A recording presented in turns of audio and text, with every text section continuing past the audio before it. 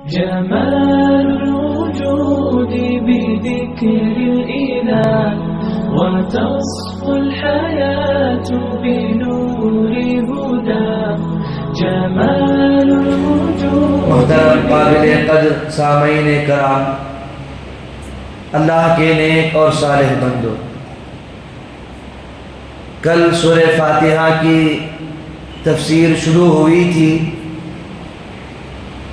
کل کے درس کے اندر سورہ فاتحہ کے نام اور بسم اللہ کی فضیلت کے سلسلے میں باتیں آئی تھی. انشاءاللہ آج بسم اللہ الرحمن الرحیم، اس کے پڑھنے سے کیا فائدہ ہے، اور اسی طرح الحمدللہ رب العالمین اس آیت کی بھی مختصر تفسیر ہوگی. بزرگان محترم، بسم اللہ الرحمن الرحیم یہ قرآن کی آیت بھی ہے، سورہ نمل کی آیت کا ایک حصہ ہے، اور قرآن کی جتنی بھی سورتیں ہیں، سورہ توبہ کے علاوہ ہر سورت سے پہلے بسم اللہ الرحمن الرحیم لکھی ہوئی ہے. یہاں پر ایک سوال یہ پیدا ہوتا ہے، عورت اگر اپنے مخصوص ایام کے اندر جس میں قرآن کی تلاوت نہیں کر سکتی، ان ایام میں کیا بسم اللہ الرحمن الرحیم پڑھ سکتی ہے؟ مفسرین نے یہ مسئلہ بھی واضح کر دیا.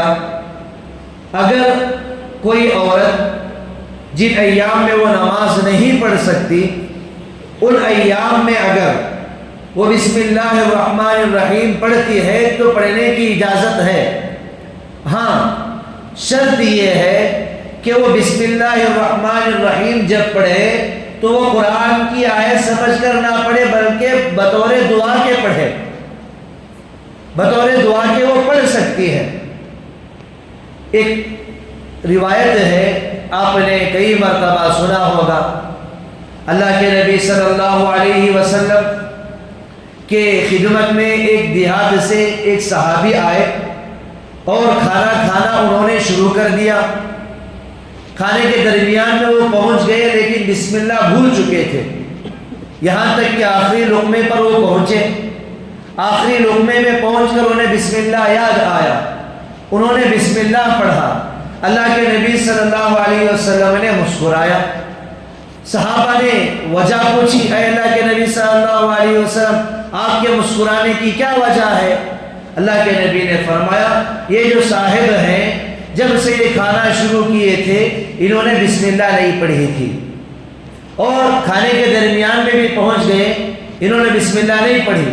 جب آخری لقمہ یہ کھانے لگے اس سے پہلے انہوں نے بسم اللہ پڑھ لی. جب تک یہ بسم اللہ نہیں پڑھے تھے شیطان ان کے کھانے میں شریک تھا. جب یہ بسم اللہ پڑھ لیے تو شیطان نے اسے قید کر دیا. اس سے ہم ایک بات یہ سمجھانا چاہتے ہیں محدثین کہ جس کام کے اندر بسم اللہ پڑھ کر اس کام کو شروع کیا جاتا ہے تو شیطان اس کام میں شریک نہیں ہوتا، وہ کام کبھی ادھورا نہیں ہوتا، وہ کام مکمل ہوتا ہے. ایک اور روایت ہے بادشاہ کی، آپ نے سنا ہوگا، بادشاہ کی بیوی، ایک دن بادشاہ اپنی بیوی کے سامنے آیا اور کہنے لگا کہ ہمارا بیٹا جنگ کو گیا ہوا ہے اور آپ دعا کیجئے وہ جنگ جیت کر واپس آئے، فتح حاصل کر کے آئے. تھوڑی دیر کے بعد، چند گھنٹوں کے بعد یہ خبر آئی کہ بیٹا واپس لوٹ رہا ہے، وہ ہار مان کر واپس آ رہا ہے. بادشاہ کی بیوی نے جب یہ سنا تو بادشاہ کی بیوی نے کہا میرا بیٹا ایسا نہیں ہو سکتا. بادشاہ نے کہا ارے وہاں پر جو لوگ گئے ہوئے ہیں وہاں سے خبر آئی ہے، تم یہاں محل میں بیٹھ کر یہ فیصلہ کر رہی ہو کہ میرا بیٹا ہار نہیں مان سکتا، یہ غلط بات ہے، آپ کیسے کہہ سکتی ہیں یہاں پر بیٹھ کر؟ بادشاہ کی بیوی گئی اور دعا میں بیٹھ گئی. کہ بادشاہ کا جو بیٹا تھا وہ فتح حاصل کر کے آ رہا ہے۔ بادشاہ اپنی بیوی کے پاس گیا اور پوچھنے لگا کہ تمہیں اتنا یقین تھا کہ تم نے کہا کہ میرا بیٹا کبھی ہار نہیں مان سکتا، تم نے اتنے یقین کے ساتھ کس طرح کہا؟ تو ان کی بیوی نے کہا کہ جب یہ دنیا میں آیا، ہر وقت جب بھی میں نے اسے دودھ پلایا، اللہ کا نام لے کر وضو کے ساتھ پلایا ہے۔ جس چیز پر اللہ کا نام لے کر جس چیز کو بھی شروع کیا جاتا ہے، مجھے یقین ہے میرا بیٹا کبھی بزدل نہیں ہو سکتا، میرا بیٹا باطل کے سامنے کبھی نہیں جھک سکتا۔ بزرگان محترم، ہمیں ان واقعات سے دو مختصر واقعات ہیں لیکن اس میں بہت گہرے سبق ہیں۔ ہمیں چاہیے ہر کام کے شروع میں ہم یہ عادت ڈالیں، بسم اللہ ہم پڑھیں، دیکھیں اس کے اندر کیا برکت ہوگی، کیا نورانیت ہوگی۔ بہرحال ہم آگے چلیں۔ سورہ فاتحہ ہے الحمدللہ رب العالمین، تمام تعریفیں اللہ کے لیے ہیں جو تمام جہانوں کا پروردگار ہے۔ الحمد، ہم کہتے ہیں تعریف کو۔ دنیا کے اندر جتنی بھی چیزیں ہیں، چاہے وہ عالم جمادات ہو، چاہے وہ عالم نباتات ہو، چاہے وہ عالم انسان ہو، چاہے وہ عالم حیوان ہو، چاہے وہ عالم ملائکہ ہو، کوئی بھی مخلوق ہو، ہر مخلوق کو اللہ تبارک و تعالیٰ نے پیدا کیا ہے، تمام تعریفیں اللہ کے لیے ہیں۔ آپ کو میں مثال کے ذریعے سے سمجھاتا ہوں کہ تمام تعریفیں کس طرح اللہ کی ہوتی ہیں۔ مثال کے طور پر اگر ہم سے پوچھا جائے کہ ہمارے ہندوستان کے اندر جو مشہور ہے خوبصورتی کے اعتبار سے جس کی مثال دی جاتی ہے وہ کیا چیز ہے، تو سب سے پہلے ہمارے ذہن میں بات آ جاتی ہے تاج محل ہے۔ تو یہاں پر ایک بات یہ واضح ہونا چاہیے کہ تاج محل کی جو خوبصورتی ہے، تاج محل کا جو کمال ہے وہ اپنا ذاتی نہیں ہے بلکہ وہ کاریگر کی محنت کے نتیجے میں ہوا، اور کاریگر کی محنت اس کا فل اپنا ذاتی نہیں ہے بلکہ اللہ کا دین ہے، اللہ کی عطا ہے۔ تو یہ ساری تعریفیں کہاں پہنچتی ہیں؟ ڈائریکٹ اللہ تک پہنچتی ہیں۔ اس کائنات میں، اس کائنات کے بننے سے لے کر قیامت تک جتنے بھی چیزیں وجود میں آئیں گی سب کی تعریف ڈائریکٹ اللہ تعالیٰ تک پہنچتی ہے، چاہے وہ درخت ہو، چاہے وہ پھل ہو، چاہے وہ درخت کے پتے ہو، چاہے وہ پھول ہو، ہر ایک کی تعریف ڈائریکٹ اللہ تعالیٰ تک پہنچتی ہے۔ اسی کو کہتے ہیں الحمدللہ، تمام تعریفیں اللہ کے لیے ہیں۔ اللہ ہی اللہ کا ذاتی نام ہے، رب العالمین۔ میں تفسیر مختصر کر رہا ہوں۔ الحمدللہ رب العالمین، رب کسے کہتے ہیں؟ آپ دیکھیں قرآن کے اندر ترتیب کے اعتبار سے ہو یا نزول کے اعتبار سے ہو، نزول کے اعتبار سے کون سی صورت ہے؟ سورہ علق کی 5 آیتیں آپ دیکھیں، اقرأ بسم رب، اس کے اندر اللہ کی صفت رب کا تذکرہ ہے، رب۔ آپ دیکھیں قرآن میں ترتیب کے اعتبار سے الحمدللہ رب، اس کے اندر بھی اللہ تبارک و تعالیٰ کی صفت رب کا تذکرہ ہے۔ آپ قرآن کی آخری سورت دیکھیں ترتیب کے اعتبار سے، سورہ ناس، قل اعوذ برب، اس کے اندر بھی اللہ تبارک و تعالیٰ کی صفت رب کا تذکرہ ہے۔ آپ دیکھیں عالم ارواح میں اللہ تبارک و تعالیٰ نے جب ارواح سے یہ سوال کیا تمہارا رب کون ہے، اس کے اندر بھی صفت رب کا تذکرہ ہے۔ جب ہم اس دنیا سے جائیں گے قبر کے اندر جب سوال ہوگا، سب سے پہلا سوال ہوگا من ربک کا، اس کے اندر بھی اللہ تعالیٰ کی صفت رب کا تذکرہ ہے۔ رب کسے کہتے ہیں؟ رب کے معنی ہے ہر چیز کو وجود دینے والا، ہر چیز کو پیدا کرنے والا۔ جب حضرت فجر کی نماز کے اندر، جب پہلی رکعت کے اندر جب سورہ بقرہ کی آیتوں کی تلاوت کر رہے تھے، الذی یا ایھا الناس اتقوا ربکم الذی خلقکم. تو یہ سارا ترجمہ میرے ذہن میں آ رہا تھا. اللہ تبارک و تعالیٰ نے اس آیت میں فرمایا, ابھی فجر کی نماز میں ان آیتوں کی تلاوت ہوئی, یا ایھا الناس, اے انسانوں, یا ایھا الناس اتقوا, اے انسانوں تم اس رب, یا ایھا الناس اتقوا ربکم الذی خلقکم. ایک بات چھوٹ رہی ہے, یا ایھا الناس اعبدوا, تم اس رب کی عبادت کرو جس نے تمہیں پیدا کیا ہے. خلقکم, جس نے تمہیں پیدا کیا. ہاں صرف بات یہاں تک ختم نہیں ہوئی, والذین من قبلکم, تم سے پہلے والوں کو بھی اسی نے پیدا کیا ہے. لعلکم تتقون, تمہارے اندر تقوی پیدا ہو جائے. اللہ نے کیا گہری بات سمجھائی.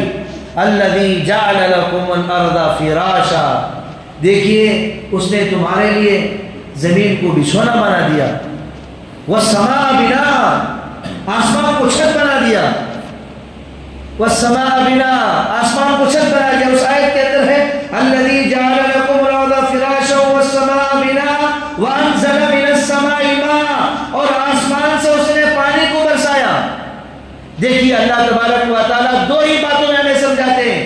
تمہیں ٹینشن لینے کی ضرورت نہیں ہے. اگر تم میرے تخلیقات پر اگر تم غور کرو گے تو تمہارے اندر بات سمجھ میں آئے گی کہ اس کائنات کو بنانے والا بھی میں ہوں, چلانے والا بھی میں ہوں. اس کائنات کے چلانے میں میں کسی کا محتاج نہیں ہوں. وانزل من السماء ماء فاخرج به من الثمرات, آسمان سے میں نے پانی برسایا اور زمین سے میں نے پھل تمہارے رزق کے لیے نکالے.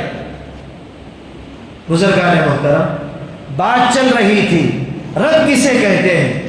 ہر چیز کو پیدا کرنے والا, ہر چیز کو وجود دینے والا, چاہے وہ عالم انسان ہو, چاہے وہ عالم جمادات, ہر چیز کو اللہ نے پیدا کیا ہے. رب کہتے ہیں ہر چیز کو پیدا کرنا اور پیدا کرنے کے بعد اس کے اندر کمال دینا, اس کے اندر خوبصورتی دینا, کوالٹی دینا اور اسے انتہا تک پہنچانا, اسے رب کہتے ہیں.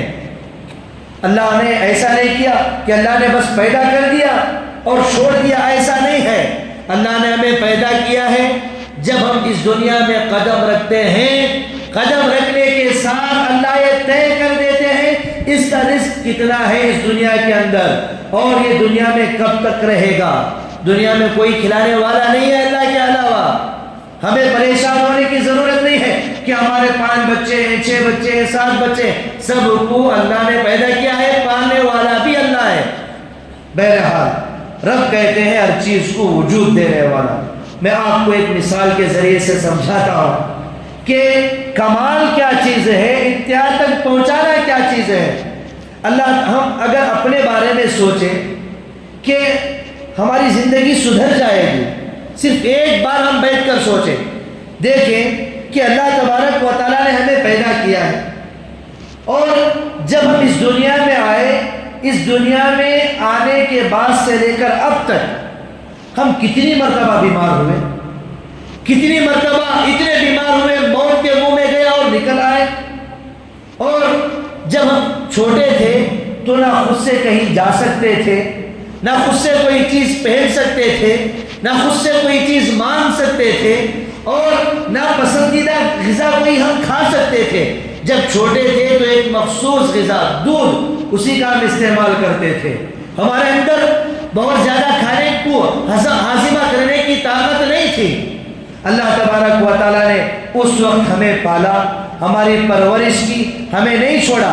پھر جب بچہ تھوڑا تھوڑا بڑا ہوتا ہے اس کے اندر دانتوں کی ضرورت پڑتی ہے اور دانتوں کے نکلنے کے بعد چبانے کی طاقت کی ضرورت پیش آتی ہے, آنکھوں میں دیکھنے کی قوت کی ضرورت پڑتی ہے اور دماغ کو سوچنے کی ضرورت پڑتی ہے اور دل میں بہت ساری چیزیں یاد رکھنے کی ضرورت پیش آتی ہے, ہاتھوں کو کام کرنے کی قوت پیش آتی ہے, پیروں میں چلنے کی طاقت کی ضرورت پڑتی ہے. ان ساری چیزوں کو پورا کرنے والا کون ہے؟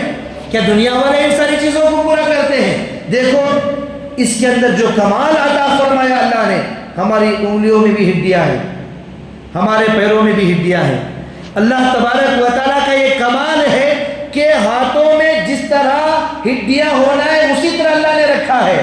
اگر آپ فرض کر لیں ہمارے گھٹنوں میں جو ہڈی ہے اگر وہ ہڈی یہاں پر آ جاتی تو ہم لقمہ کیسے اٹھاتے اور کیسے کھاتے؟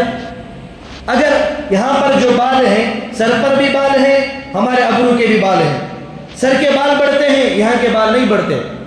اگر فرض کر لیں جس طرح سر کے بال بڑھتے ہیں اس طرح یہ بال بھی بڑھتے تو کیا حالت ہوتی؟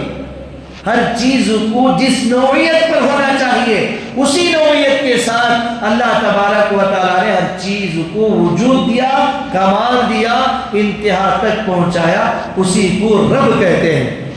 اب ہمیں کس کی عبادت کرنا ہے؟ ایاک نعبد و ایاک نستعین کے اندر انشاءاللہ یہ باتیں آئیں گی۔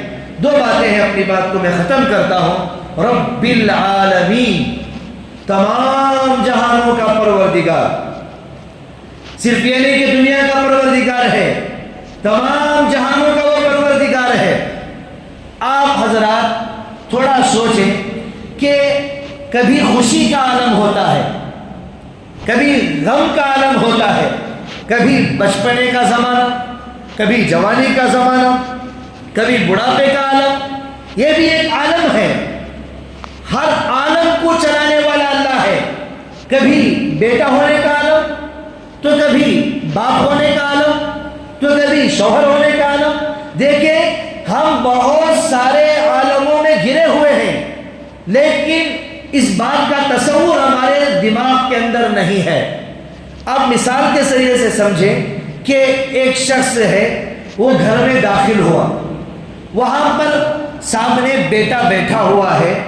جب وہ گھر میں داخل ہوا تو بیٹا ابو کہہ کر پکارتا ہے، تو وہ گھر میں داخل ہوتے ہی کس عالم میں داخل ہوا؟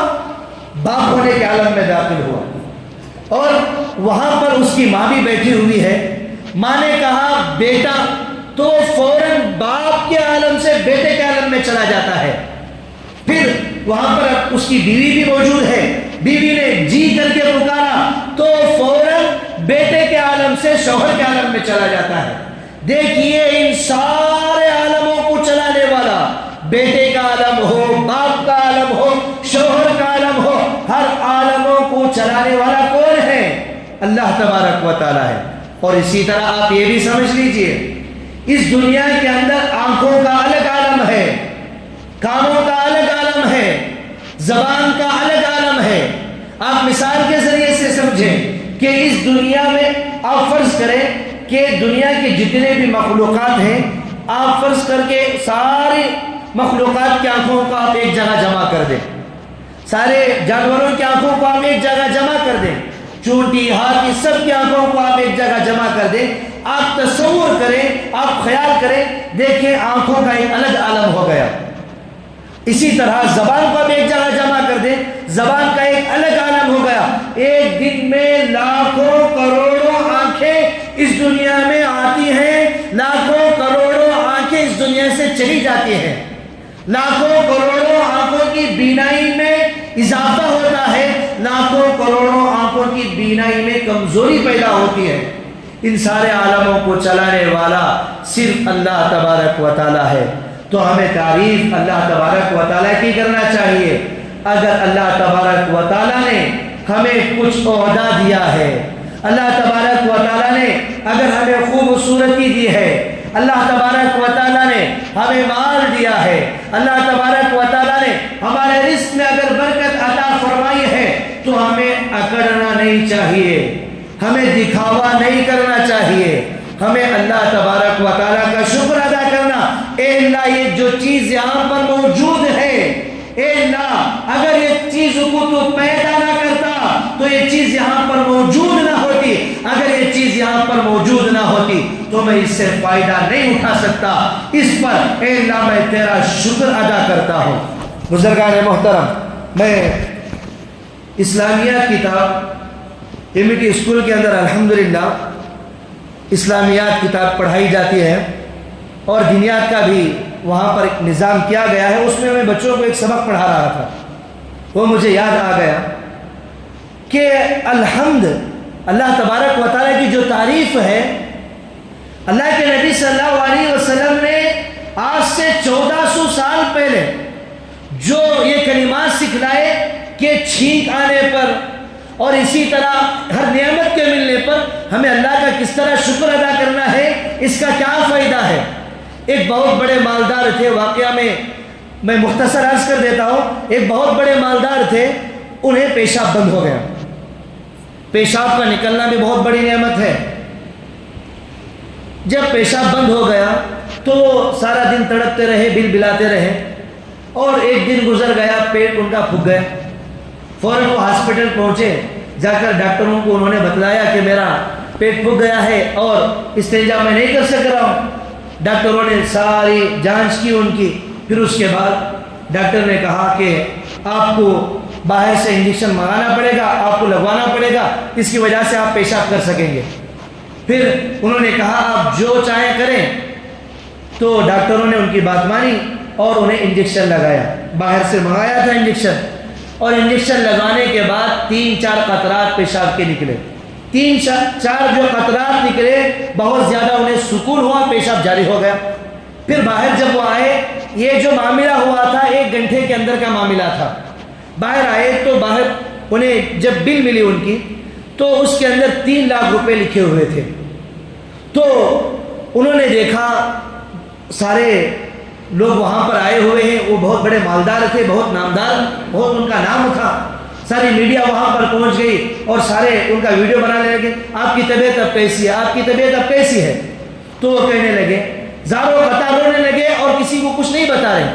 تو ڈاکٹروں نے کہا ارے آپ بڑے ہیں، آپ کا نام بڑا ہے، آپ پیسے نہ دیں تو ہمیں کوئی حرج نہیں ہے، آپ ایسا نہ روئیں، یہاں پر سارے میڈیا والے کھڑے ہوئے ہیں، آپ اتنا کیوں رو رہے؟